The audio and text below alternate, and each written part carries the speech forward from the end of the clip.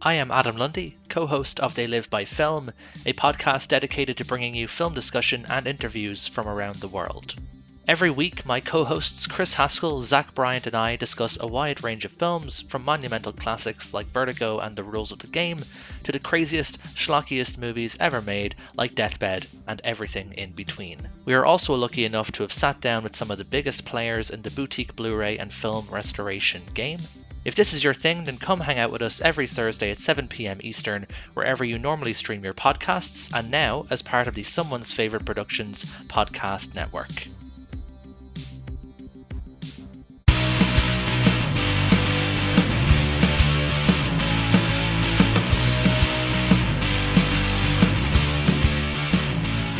Hey there, and welcome back to The Disconnected. I'm here with Jim O'Hare, you might know from Parks and Rec, or the last season of Friends, or the last season of Better Call Saul, just riding the coattails. Last season of Criminal Minds, which I forgot I was in.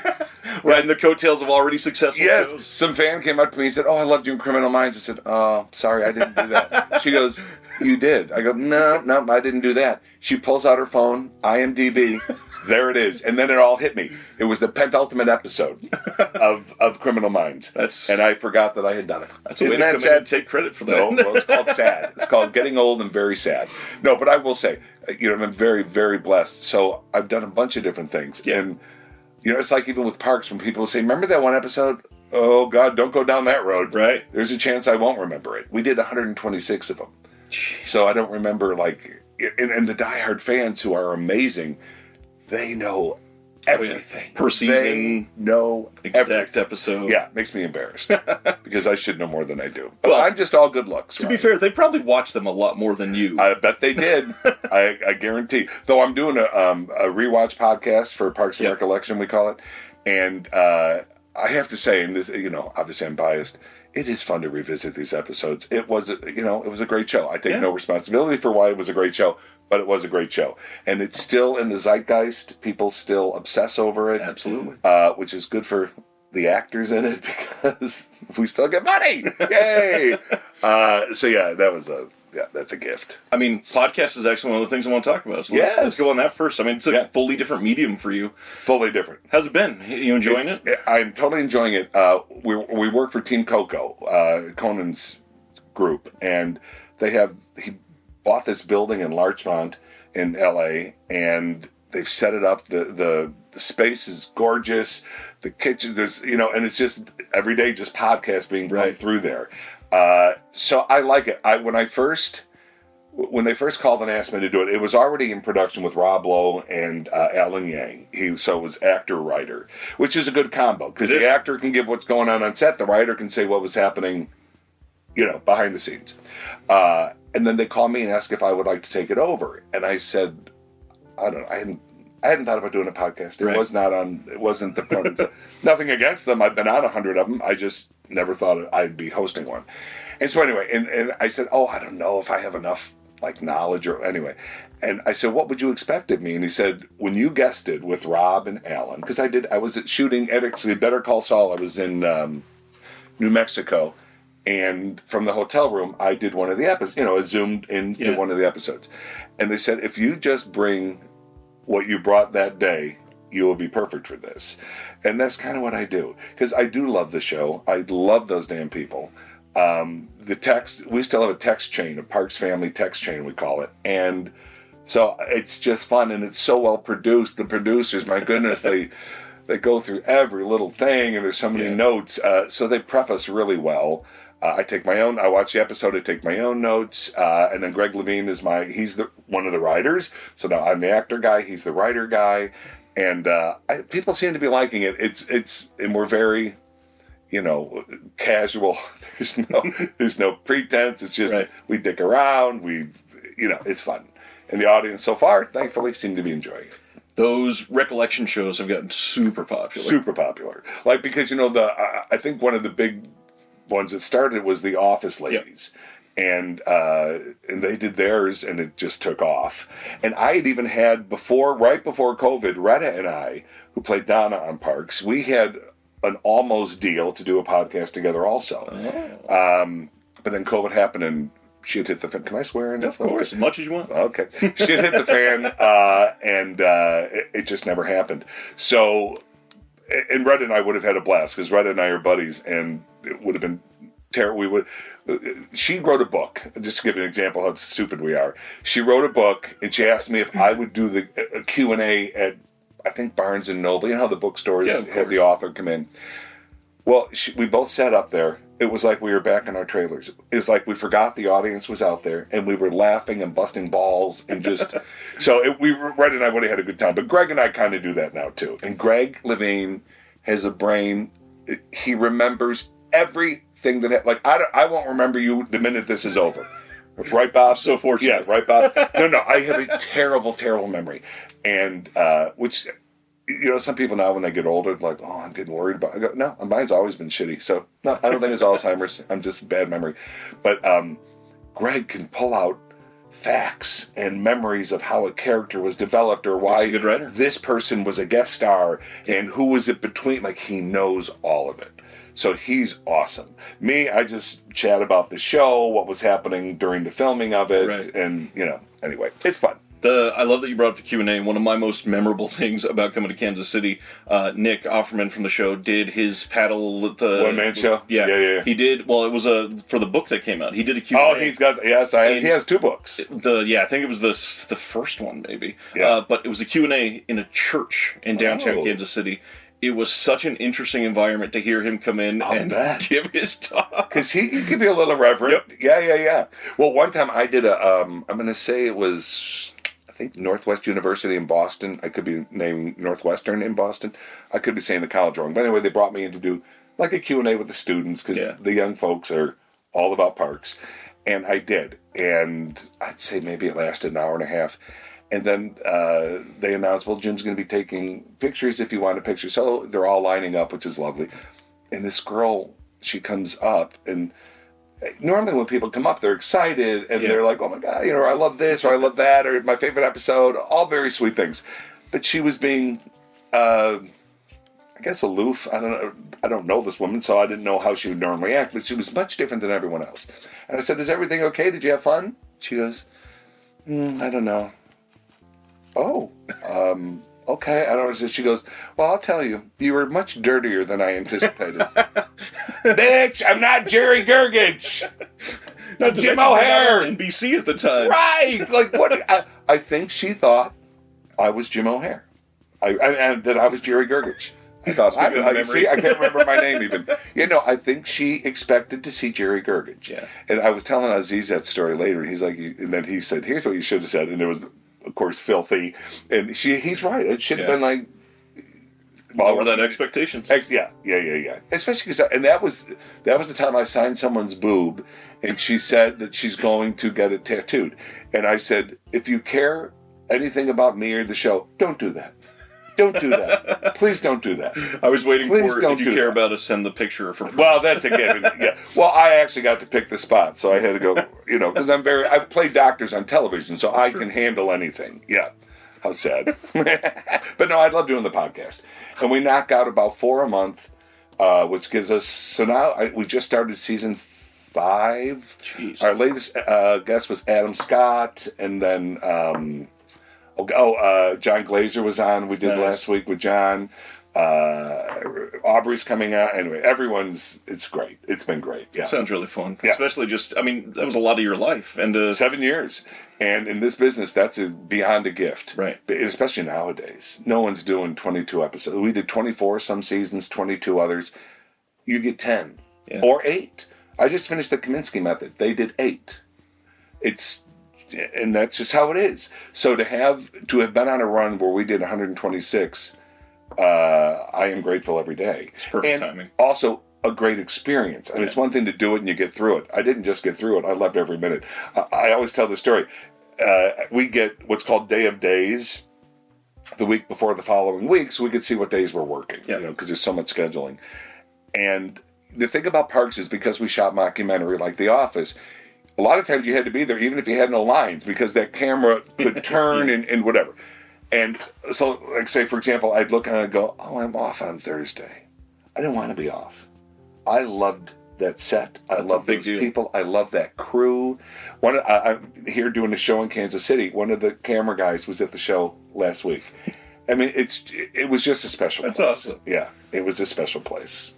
You're here doing theater. I am. Came Yes. about after the strike stuff, and Well, I have been here twice before. Yeah. It's a theater called the New Theater Restaurant in Overland Park. And when they first made me the offer in 2015, I believe it was, I said to my agent, dinner theater? I'm not 100 yet. I in my mind, that's what you did. Right. When you're an older actor, no one's going to hire you anymore, you do dinner theater. He said, oh no, not the case. And then he gave me some people to call. It is this high-tech theater, almost 650 seats.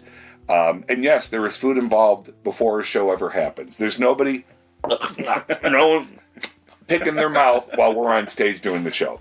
And they do Broadway quality shows. And so the first show I did was You Can't Take It With You. Then I did a show called Funny Money, and now I'm doing Catch Me If You Can, which is not based on the movie or the big Broadway musical. This is a straight play, a whodunit.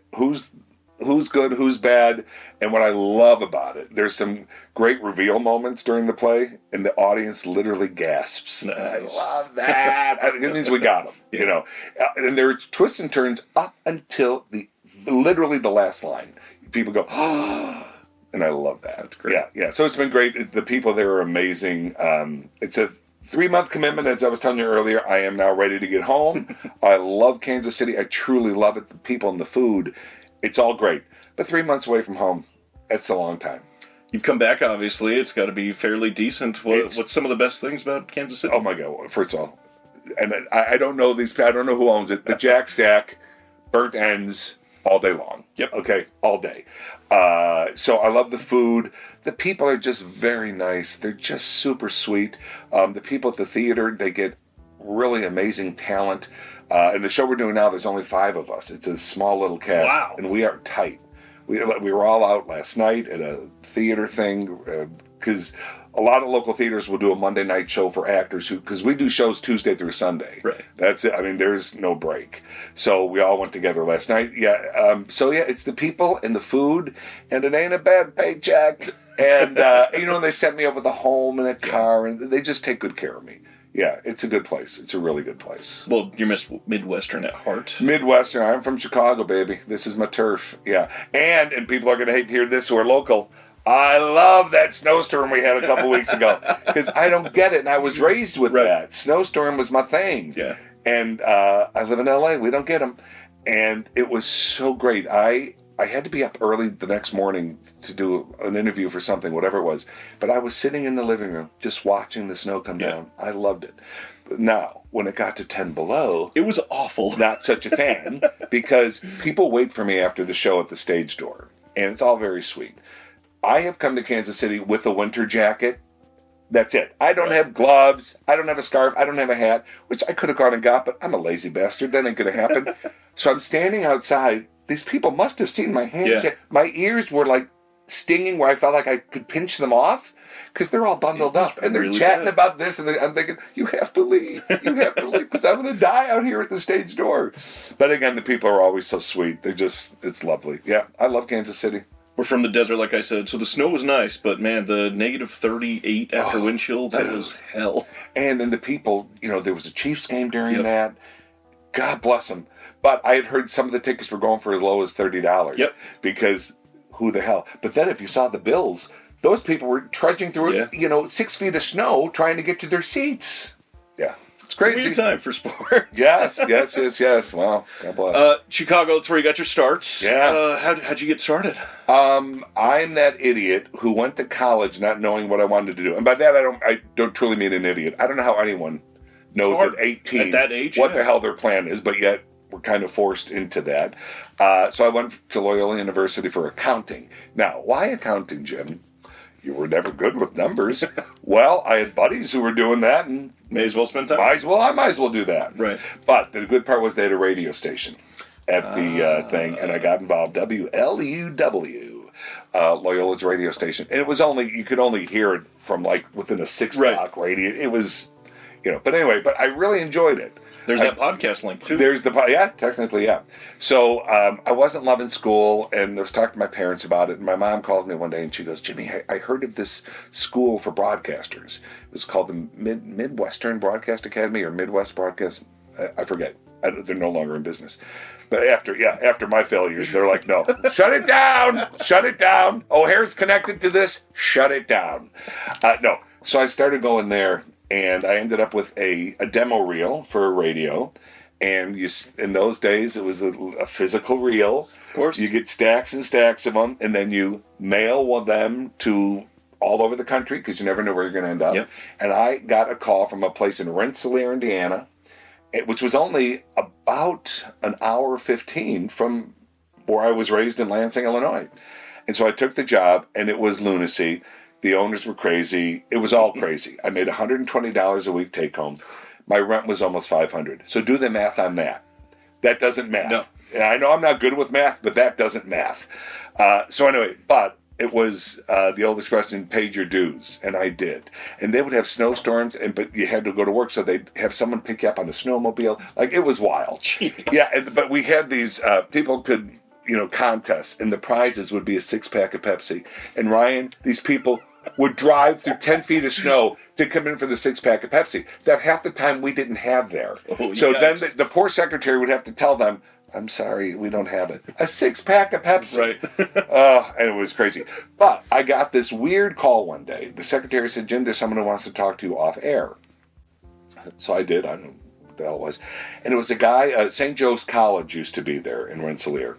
And his daughter went there, and he would drive through a lot. And he said, I just want to let you know I love your show. And if you ever, he goes, I think you have the sensibility of someone from Second City.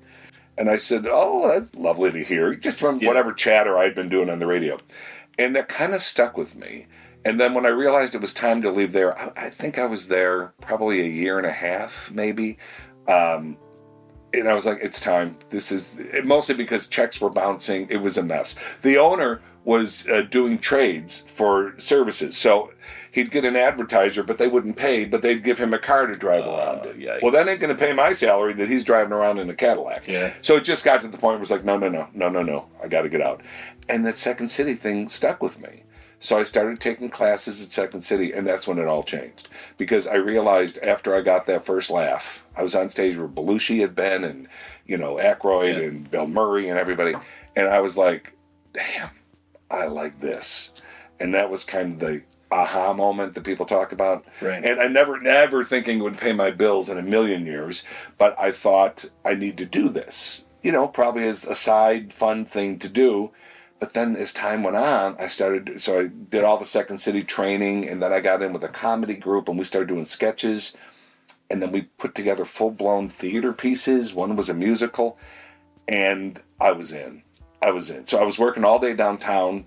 What the hell did at the time the term was word processing, because for whatever reason I type very fast, like 112 words a minute. I was no reason why. Actually, when I had a typing class in high school, because you used to have to take that kind of stuff, the teacher said, "Do you play piano?" No, because I really, for whatever reason, I type fast. So anyway, I would do that during the day and then do theater at night. And then the opportunity came. We did a show called Stumpy's Gang. And it had blood and puppets and vaginas, and it was vaginas killed everybody. You know how life is. Yeah. Anyway, it was crazy, and it became a cult show in Chicago. I was at one point doing 3 shows, 3 different theaters. It was crazy, and I'd pull up to do the midnight show, Stumpy's Gang, and people would be in line wearing the costume that I wear because it got crazy. And so Pat Cannon, who wrote it and created it, said, we should, we'd always been talking, we got to try LA, pilot season, all the stuff you heard about. And we're like, this is crazy enough. What if we try this show in LA? Yeah. We do it there, and then he's a writer, he's not an actor, but, and then we can test the waters after the shows, hang a few months, pilot season, see what happens. So that's what we did. We took the show to Los Angeles, and it became a little cult thing there. When I first moved to LA, and again, this is 30 years ago, so it's all different. You'd get a stack of your headshots. Yeah. You'd staple the resume to the back, and then you would mail out to 100 different agencies. Nobody would contact you. You heard from nobody. Well, then the show opens, and the word of mouth starts taking over, and then they're calling me. And boy, was that nice. Hey, we'd like to set up a meet and greet, blah, blah, blah. Okay, lovely. And so from that, because of that show, I got agents. Because of that show, those agents in my next pilot season, I got a pilot and a film within 48 hours. Wow. So it was just one of those meant to be kind of things. And I've always said to my dear friends, they're like, don't worry, because like, you're never going to come back. I go, I'll be back after pilot season. What are you talking about? Right. They knew I wouldn't. They've told me since. They go, we knew you wouldn't come back. We knew you were going to get something, and we knew you wouldn't come back. And I never did come back. Now, I mean, I go back all the time. But I mean, as far as to live, I have not lived in the Chicagoland area. I go back 3-4 times a year. Awesome. So that, I go there a lot. But yeah, so they were like, we knew. So yeah, it opened up, that little play opened up a lot of doors for me. And when I was doing, I feel like it was Seth Meyers, but it could have been Kimmel. One of them pulled out a picture of me with the puppets. This play had mutant puppets in it who spewed blood and everything. And they go, what's this about? I go, oh my God. I think it was Meyers. But anyway, so it was, it's what got me to LA. And then once you get a taste of that's where most of the work is, It's hard to leave. Because I always say, I wish if I had had the career I have, the only thing that would have made it better is if it were in Chicago. If that's where I was able to live all these years. Possible. And that being said, I love LA. I'm not anti-LA. I'm a big fan of LA. But my family, my lifelong friends, snow, winter, I can tell when the year is changing because of seasons. We don't have that in LA. But overall, I'm fine. Now, I have some friends who moved to LA, and it became very trendy to hate LA. Oh, yeah. I'm sick of living. Well, then leave. No, don't live where you hate, And not believe me, there were up years, down years, all this stuff. But I was fortunate since the day I landed in LA, August 4th, 1994. Wow. I have never had to do anything to pay a bill other than through acting. And believe me, there were tight times sometimes. But so I realize how fortunate I am. That is a huge achievement. Thrilled. Lucky. But it's also good. I'm a character type. Yeah. You can put me all over the place. Anywhere. And then for a while, I started going gray at 30, like early 30s. And I was I'm looking too old. Anyway, so I started dyeing my hair. Not me. You go to some place. And first of all, I think men with dyed hair, it always looks fake. Women, it looks great, but something on men, to me, it never looks right. So I wasn't loving it. I did it for a year, and I thought, what am I doing? I don't give a shit. And I'll tell you, the grayer I got, the more work I got. Because now I'm a doctor, I am a lawyer. Yeah. There's so many different options all of a sudden. So, and I've been blessed. I have someone just told me this. Someone at the theater, I think, said, I looked you up on IMDb. You have over 200 and something credits. I go, I believe you. Probably not even all of them. I don't know. Probably not, because they don't have track of everything. Right. And one of those credits was 126 episodes of a TV show. So I'm very grateful that it played out, because as I say, I got nothing else. I'm a dumbass. I got nothing else. I don't know what I'd be doing. No accounting now? Come on. Oh, I'll do your taxes for you. Good luck. Just so you know, I won't be there when the audit happens. That's when I scoot. That's fair. Yeah, no. I don't know. I always say, I guess if someone said, well, what would I do? I guess it would be sales of some sort, because I am able to, I'm a chatter. Charisma's a big deal. I can BS. So I guess I'd sell something. I don't know. But I'm just glad that didn't happen. Well, and you're selling something every day already. Well, yeah. And really, you sell yourself exactly every single day. And that's the other thing, people are like, how do you get in the business? What people have to realize is it's, because even when parks happen, some articles come out, where did Jim O'Heir been all these years? Oh, I've been here, baby. Everywhere. I've been here. But because I wasn't a star in a show, but I've been working my ass off. Nick and I would say it all the time.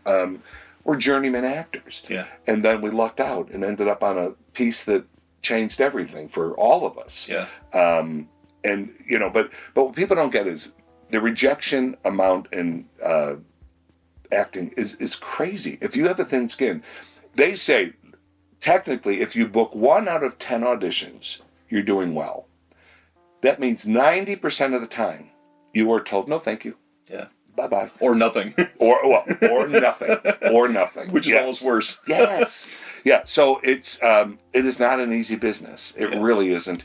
But I say that, and believe me, I can bitch about it with the best of them. But I love it. And, I will continue to do it as long as I'm healthy enough to do it. And, I still have the excitement. I still love meeting celebrities. I love, like, all sorts of stuff. I just, I still get excited by it. Who was the most excitable one on Parks and Rec for you to meet? Oh, wow. When the show started? Yeah. It would have to be Amy, even though I had met Amy, figured out we had met at a Hollywood parade one time. Someone had a thing. I don't know. But I loved her on SNL. Yeah. Big fan. And by that point, and I also, they came in later. Rob Lowe and Adam Scott came in later. I loved Party Down that Adam was on. And, of course, Rob Lowe has been on everything. Before you came to LA? Yes. So he's had, which, by the way, let me give you this little story about these assholes in some newspaper who, and of course it made it to set one day, and they did a thing. What's wrong with these pictures? And it's a picture of Rob Lowe next to me. They're mocking me because we're only a year and a half apart. Oh, yeah. And so I said to Rob, for the record, you're what's wrong, not me. I look like I'm supposed to look. He's abnormal. Just because you've signed some for sure deal with the devil, I'm being made the fool. Yeah, no. But, I would say Amy, because at the time I didn't know, and Nick and I have always said, how we never crossed paths make no sense. We both worked at all the different theaters in Chicago, but we didn't. Similar roles, too, in sitcoms and everything? Yes. I don't know how Nick and I never crossed paths, but we did not.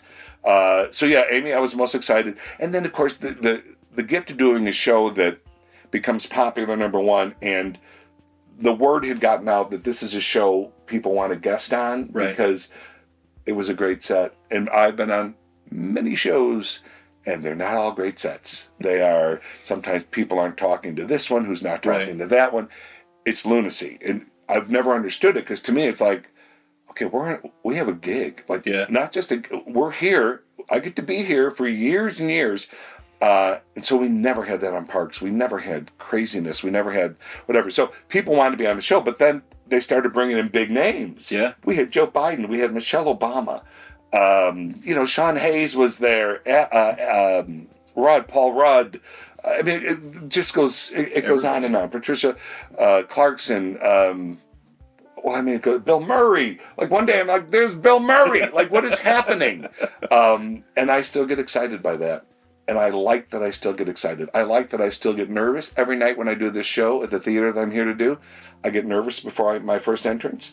And I think that's healthy. I think absolutely. It means I'm not taking it for granted. And I want to do a good job. And the nerves go away within 30 seconds on stage. Then it's like, here we go. We're in our clique. So young people say, oh, how can I get my start? Or is it too tough to get into? And my answer is always, if it's in your gut, you got to try. You'll find a way. I can't tell you if it's going to work out or not because I lucked out and it did work out for me. Yeah. I have a lot of friends who it didn't work out for. They went to LA and now they're either back in Chicago, even here. There's people from Kansas City who had gone to LA. It didn't play out because it's not easy. Right. It's not easy. So, yeah. I don't even know what the question was. See how I said I ramble? That's what I do. Who was exciting to meet on Parks? Oh, you said it, Amy. But you did well. With what you just alluded to, obviously with this, for a lot of people, there's a huge amount of ego. And for somebody like you, you can feel that there's not a whole lot of ego. Oh, no, there is. I'm better than all of you. Anyway, no, please, ego. Ugh. How do you feel about that when others are around you and you can sense that? And is there ever a moment that you felt like you were starting to get that at all? I hope not. I have never felt that I've gotten that because that would sicken me if I became that person. I have been around it, and I'm not going to name names. No one from the Parks cast. But I've been around it, and it's disgusting. I went to a premiere of, what the hell the movie was, I forget. And, those premieres are interesting because the fans are all lining up for you to walk the carpet and you go in. And this one actor, he would know, I'm not going to say it, I thought, you're just garbage to me. Because he's, okay, just one. Grow up. It's because of these people that we even have careers. Right. No, and I was always teased, even on Parks and even now with this cast that I'm doing the show with here in Kansas City, that I am overly gracious, like to extras on set, because but for the grace of God, you don't know what's going to work out for you. But I've never, ever turned down a picture request. And there's been times, because my family used to think it was exciting at first. They're over it. Everyone's over it around me. And I get it, because people will come up to your table while you're eating at a restaurant and go, I hate to disturb you. Well, you don't hate it enough, right? Because you're doing it. But I would never be ignorant. And so... it is funny because my family used to be so excited. I think they're looking over here. Oh, how good. And now that it's been 10 years, 15. We started 15 years of that, of me getting recognized because of Parks. They're way over it. Now it's like, they're looking over here. Right. Oh, here they come. And they're just... I don't know. It's tough. It's like with Amy. Amy is gracious to her fans, but for example, if her kids are with her, she won't do pictures. Right. And that's smart. That's called being smart, because you don't know who's out there, and you don't know what their agenda is. Of course. Like I've run across like a little nutty here and there, and you kind of get the vibe, and it's different for a guy than a girl. It just is, and so but I have seen actors whose egos, and some actors will play the game, and this is from old school, so I don't know why they still do it. They want to be the last one to set. So in other words, everyone's waiting for them, right? And then they get to go right to work, whatever. When you're ready, go to set, because they do this. They knock on your door. Jim, we're inviting you to set. I always joke, it shouldn't be Jim, you have a contract. We're demanding you come to set now. That's what it should be, right? They're paying us all a ton of money. Get to set. We're ready to shoot now. Yeah. But some actors will do that thing. Well, they'll, who's there? Oh, and the PA will say this person. Okay, I'll be there. I'll be right there. Then they hang, and it makes me crazy. People who don't appreciate the good fortune they've had because of this business. At any one point, the statistic I heard is that only 2% of us are ever working at the same time of my union. 2%. Jeez. So to be in that 2% and not be grateful? That is crazy to hear. It's nuts. It's nuts. Yeah.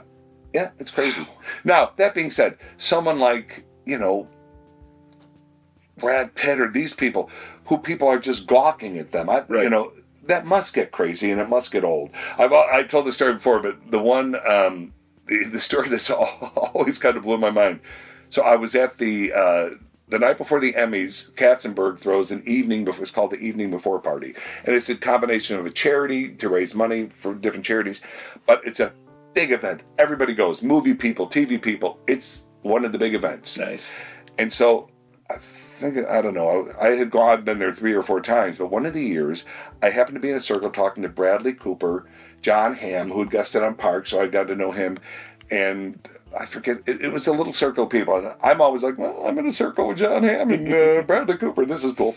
But all of a sudden, Tom Cruise comes walking in. And this is when he was with Katie Holmes. Yeah. And they come walking in. And that's when I saw what for me was the true definition of a celebrity. Because even A-list celebrities were staring at him. Like, wow, his whole life is that. Right. Because these A-listers... It stopped the party. Like, oh God, Tom Cruise is here. Tom Cruise is here. Katie Holmes is here. And as it turned out, Tom's son was the DJ, and so that's why he was there. But yeah, that's a different kind of. That's a level of fame I would never ever aspire to. It's not even A-list. It's not. I don't know what list that is. It's a different list. Yeah. So I'm very middle of the road celebrity as far as if they're younger, they're probably going to know me. But they're not. No one's crashing cars, to see me and stuff like that. Yeah, but I would never be mean. To flip the ego question on its head a little bit, other than Parks, what are you most proud of? What piece of work that you've done? My film Middleman. I did it right after Parks, and I'm proud of it for many reasons. One, my friend Ned wrote it for me, and we started in the comedy group together that I did in Chicago, and we're all still tight. And he wrote it with me in mind. Now the problem was when he first wrote it. It's a very, very... Have you seen it? I have. It's very dark. It's very dark. And when he wrote it, I was, I think, 10 years younger than when we shot it because we couldn't get the money to finance it. Well, then because of Parks, all of a sudden, There's money. There's people are going to come up with money. Right. And so, I mean, we still shot at low budget, but a budget. People came up with money and there was a budget.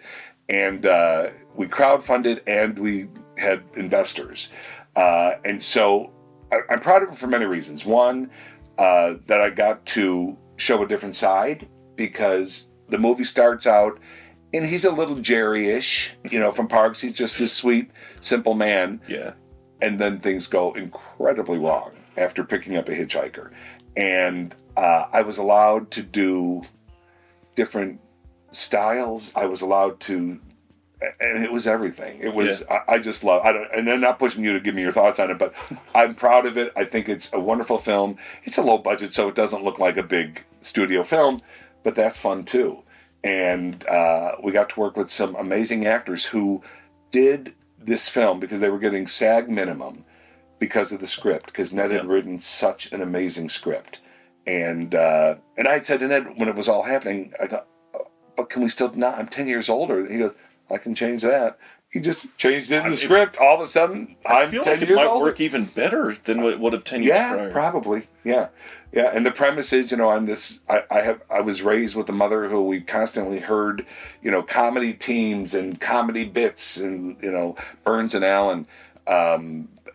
And she dies, and I'm going to give my shot in Vegas as a stand-up comic, which he has no talent for it at all. Right. But then as things happen, things go awry, he does start becoming funny, not for good reason. And then, not to give it away, check out Middleman. It's out there somewhere. I don't even know where the hell it is, but it's out there. It is out there. It's streaming. Link will be in the description. There you go. It was a bit of a leading question because there's something about it, and I knew that was the answer before I asked. Because really? You can feel it. That movie, it's incredible. As somebody that loves lower budget genre movies, as somebody that loves comedy, it is the perfect mashup. Oh, I love to hear that. Hearing somebody, I mean, there's so many scenes in the beginning that were like, fuck, I remember doing that as a kid, like speaking the old comedy routines with the tape, and I'm like, other people did that. That wasn't just me. Okay, and that was a lot of memorization because I had to do it right, or it didn't work. Beat by beat, it was beat by beat. It had to be perfect. Yeah. And we shot in the desert. Oh Lord, it was hot. And Andrew Hawks, he played the bad guy. Well, there's a lot of craziness. A couple of bad guys. The bad influence. And he did. Him and Annie Dudek, who played the girlfriend. God bless them. Like I said, they did it for the script. But we were shooting in the desert. There were days where Andy and I were changing clothes with our car doors covering us because we were just in the middle of nowhere. We couldn't get trailers to where we were. It was in some godforsaken. Anyway, so it was not an easy shoot at all.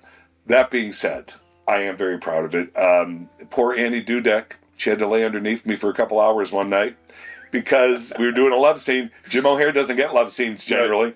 And it was weird and like, okay, here we go. And we did that poor girl. Yeah, God bless her. Had to be a sweaty scene, too, I'm sure. God. But you know what? As people saying it is so true. There's nothing sexy about it when you're doing it. Because, so I'm on top of her in this back seat. We're about to do it.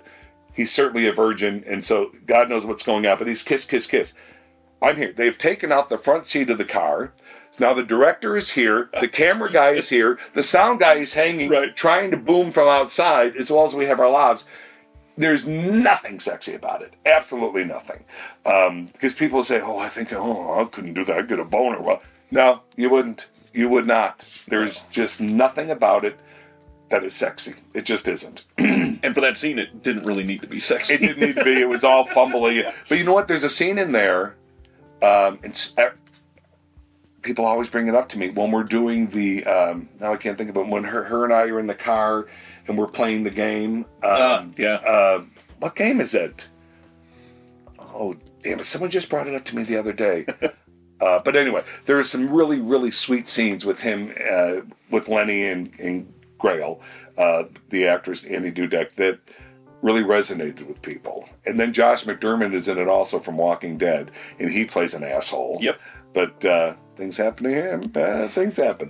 But anyway, check it out, Middleman. A lot of recognizable faces in it. Lots of people who go, oh man, I remember him from Nine Things. Yeah. It was great. Incredible movie, but obviously when there's comedy and genre involved, a a lot of those beats come from the same places. Are you a fan of genre films much? I love a dark comedy. I love a thriller. I'm not a rom-com guy. Nothing against rom-coms. Yeah. I'm not that guy. And not all. There's some I've seen. They're like, oh, that was lovely. But I won't see it again. I'm sure of that. Dark is I go dark. As I say, I go blue when I'm talking, and I go dark in my film. So I do like a dark comedy. I'd love a scary movie. Yeah. I will not go, like recently, sorry if I'm slamming at someone who was in it, but what was the movie just recently about the pool where they... it's a haunted pool. It's a haunted pool. It sounds... I'm not even right, and I saw the trailer for it, and there was a couple... Oh, that's a good moment. That's a good moment. Is that... Night Swim. No. Something like that. Maybe. It could be. But anyway, my point being, it was rated PG-13. I have no interest. Right. Because that means you aren't really going to scare me. Right. You're just not. Now, give me an R, and I am in that... I'm in that theater. I am paying my, what is it now, $18 for a seat. And I'm happy to do it because I love that. And I have friends who say, well, why would you go see that? I go, oh, I love it. I love being scared. And it's very rare they get me literally to jump in my seat, but I love that. I really do love it. And you brought up about the theater, kind of one of the reasons why I love horror, and that's because I'm watching a lot of these things to feel something. Yes. And a general drama that, there might be some drama, but... Yes, and it's fine, and I enjoy... First of all, I could go to a movie every day. Right. I'm that person, and because of my life, when I'm working, obviously that's what I'm doing, but when I'm not working, I have my days free. So I'm sitting in the theater by myself half the time, and I love it. I got my popcorn and my Diet Coke, and I am watching my movie. And, I just love that. I know it's lazy. I should be home perhaps curing cancer or something, but let's face it, I'm not the guy who's going to do that. So I love going to the movies. Yeah. Now, do I have this kind of collection that you have? No. As a matter of fact, I have no collection. But wow. Appreciate that. It's amazing. I don't know if you people have seen this, but have you done like a tour where people saw everything? It's been a couple of years since the last one. You should update it. It's borderline. He's out of his mind. You can't hear me when I do that. Not at all. It's amazing. There's dolls. There's posters. There's CDs, DVD. He's got it all. He's got it all. I've got VHS here. There's laser discs down there. Laser discs? Yeah. Oh my gosh. Wow. What are some of the last horrors that you went to that you really felt something that you were scared by? Oh, wow. Some people hate this. I love Saw movies. I love them. There's a screen use Saw prop over there. Oh, nice. That painting up there is every frame a painting from the Saw. Oh, nice. Yeah, I could watch those all day long. And actually, I was up for an Emmy against Tobin Bell. I won, Tobin. Anyway, no, he was awesome. But I love the Saw films. The first one, if you remember, one of the bits where, I think it might have been the first one, but they fall into a vat of hypodermic needles. It's the second one. That scene gets me so bad. And then the bloodletting with, what's her name? I did a movie with her. She started out in a movie when she was a kid. It'll hit me at some point. But anyway, and I did a movie with her. All I wanted to talk about was what was it like making Saw? Like that is, I just love that. And I would love to do a horror film. I would love to get cast in a horror film. Saw's back. Get it. I know. I want in. Here's the thing. Good or bad. The good is that I've made a lovely living doing it, but I'm known for comedy. In this business, you get labeled. Boom, boom, boom. And every time I do something different, it always is reacted to well, critically, whatever. But I know in the casting world, I'm still the big, funny, fat guy who will do that, Because even this season, I did a Hallmark movie that aired this holiday season. And some of the reviews came out, and they were lovely. And so good to see Jim O'Heir get to do, he was angry, he was crying, blah, blah, blah, blah, blah. And that is lovely. And yeah, because we're actors. Right. And that's what I do. But a lot of times I'm not going to get the chance. Right. Just because they're going to see me and they're going to go, nah. And I got a job once. I did a little miniseries called Hard Knocks, I believe it was. And it was about a coach of a football team of kids. And he was just nuts. And it's super fun. But apparently the writer said to the director, what about Jim O'Heir? And his first thought was, oh no, he's too sweet from Parks and Rec. No. And then they sent him reels of something else I had done. And he goes, "Oh yeah, he's our guy." But I get it. I love that. We get known for what we get known for. Right. And again, I wouldn't trade that for the world. It's paid my bills and given me a lovely existence, so it's all fine. Well, and who knows, the tide might be changing. I mean, you've got comedians that are doing all well. I mean, it's been said for years. Some of your greatest dramatic actors are comedians. Robin Williams, he did some great stuff, and there's a guy whose mind was, wow. I can't even imagine because his brain was unlike others. So yeah, I love when I get the opportunity. I did a film we shot it in May into June in Michigan, and there's scenes where I'm sobbing. There's scenes, goes everything. It's about a preacher and his wife, and he's buy the book, buy the Bible. But then at first you'd almost think it was a faith-based film. But then you realize life is life. His wife is cheating on him with another pastor. He's got a gay son, a daughter who's stealing. You got to play all the emotions, and I love that. I just love that. Interesting. Yeah. Eager to see that one. I mean, with those genre actors coming in and making, Chris Rock was the big one, came in and made a Saw film. You've got Patton Oswalt, that's been in one. Love Patton Oswalt. Was just in a horror movie. Yeah. Other than Saw, what's the type of horror movie that you would love to be a star of? Oh God, The Exorcist, or oh my God, even Magic. Do you remember the movie Magic with Anthony Hopkins? Anthony Hopkins, just creepy. I can do one better. Oh, of course, dear. Yes, that's it. Oh, dear. And he knows right where it is. I'm a little scared. If this is the last time anyone hears from me, check this room. What the hell he's doing? Wow. Did you ever love physical media? Is that ever something that you were a fan of? What do you mean? Like VHS or anything like that? Have you ever appreciated the tangible aspects of it? Or I did. It's not important? But years ago, I used to keep all the books I read. And I realized it's just taking up a lot of space. It's a lot of space. As you know, it's a lot of space. and as I've gotten older, I'm very... if people walk... My friend Ned, who directed Middleman and wrote it, him and his wife were visiting me in L.A., and his wife walks in, and she's like, "Oh, this is lovely, but where's all your stuff?" I go, "Have you been robbed? What do you mean?" She goes, "Well, now they have 3 kids. Yeah. So, of course, there's shit everywhere." I don't. Fight that fight, too. And I just like my tables cleaned. So anyway, I've become that person. I don't want it. I can get anything you have in here, I can probably watch somewhere, right? It's streaming somewhere? I'd say probably less than half, actually. Really? Yeah. Why couldn't I get them? They're just not out there? They're obscure, like older Italian film, stuff like that. Oh, that kind of thing. Yeah, that makes sense. I don't know, but I don't have it. I used to, like I said, keep books, and I'm like, what am I doing? And I gave them all to some book fair, and I don't even, what they sold or not. Because I was realizing I don't read them again. Right. So what am I doing? Right. Do you revisit? I actually kind of treat it as a library. I work on special features for discs nowadays. Yeah. And so if I do research, it's best to go back to some of those and find actual timestamps, take footage from it. Makes sense. Go to the special features and go, what inspired this movie that I can use to do in some other project. Yeah. But you and Jeremy must have that. Did they know who Jeremy is? Oh, yeah. We're going to make fun of him in just a minute like crazy. He's the worst. Oh, yeah. Absolutely. The worst. But your brain is just functioning on all cylinders, remembering Always. Everything. Yeah, my brain barely functions on any cylinder, so I am not so great at that. And when people say, "Jim, we wanted to pick your brain," I'm like, "Oh, let it heal. Just let it heal, please. It's been picked at enough. Right? it needs some downtime."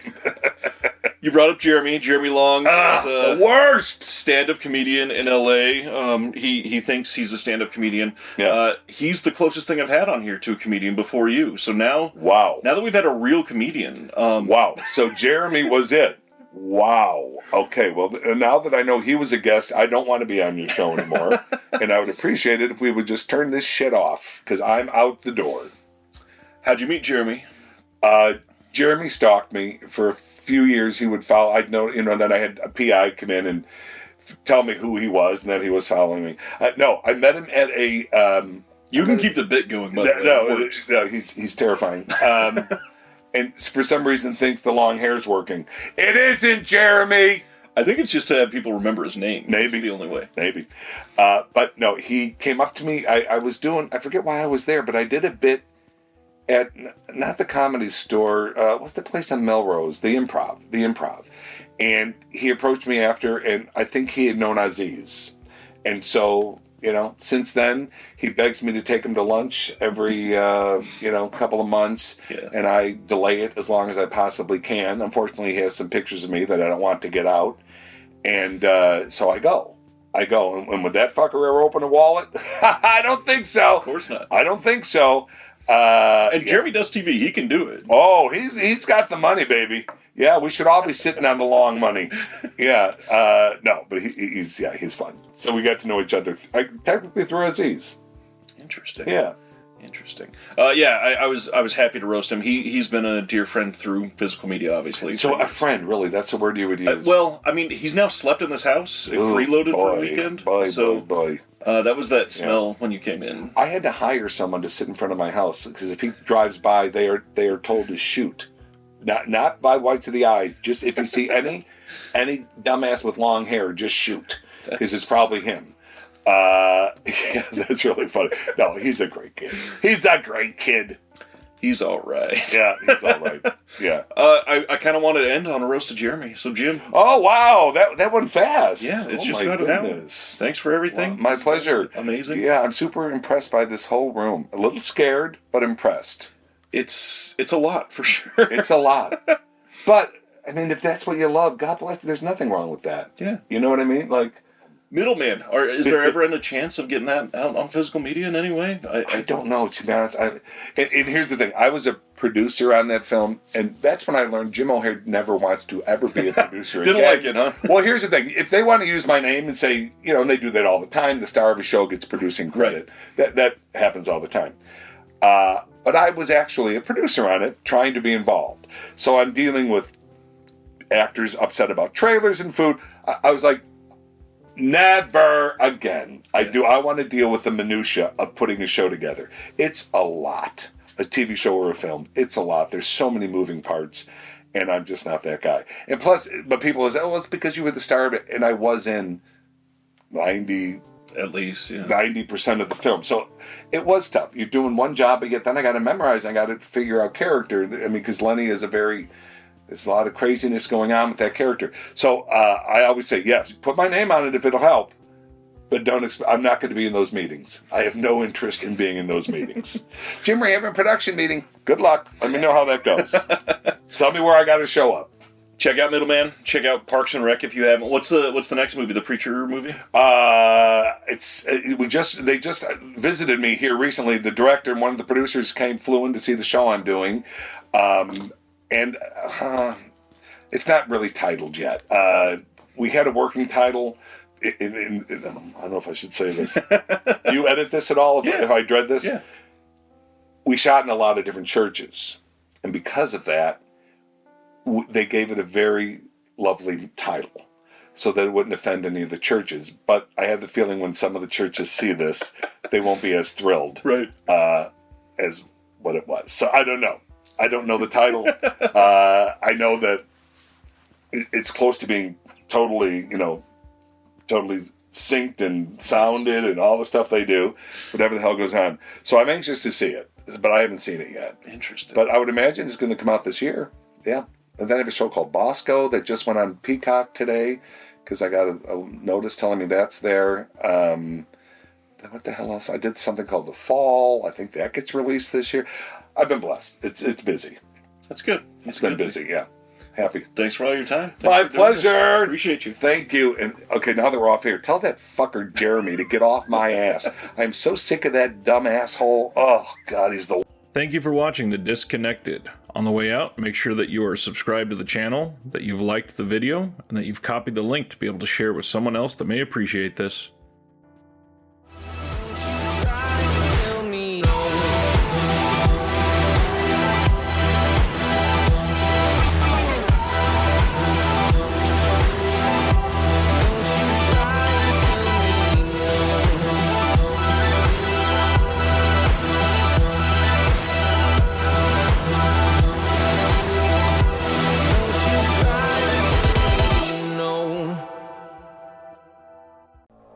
If you're looking for more horror outside of the mainstream, look no further than Unsung Horrors, a podcast about underseen horror movies.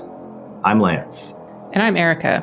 Every other week, we'll cover a horror movie with fewer than 1,000 views on Letterboxd. We'll even give you double feature recommendations to pair with the movies we discuss.